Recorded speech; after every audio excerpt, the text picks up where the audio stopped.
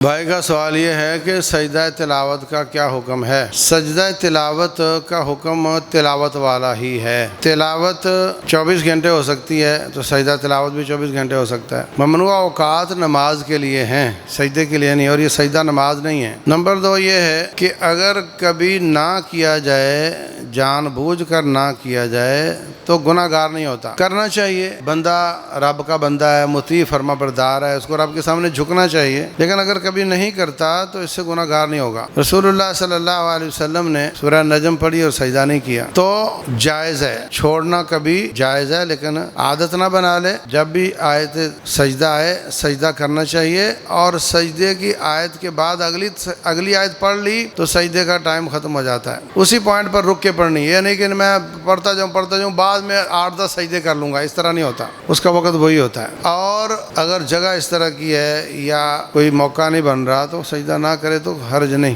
دوسری بات یہ ہے کہ سجدہ تلاوت اگر بار بار آیت کو پڑھے تو کیا بار بار سجدہ کرے؟ تو ایک بار سجدہ کر لینا کافی ہے، بار بار نہیں کرے گا۔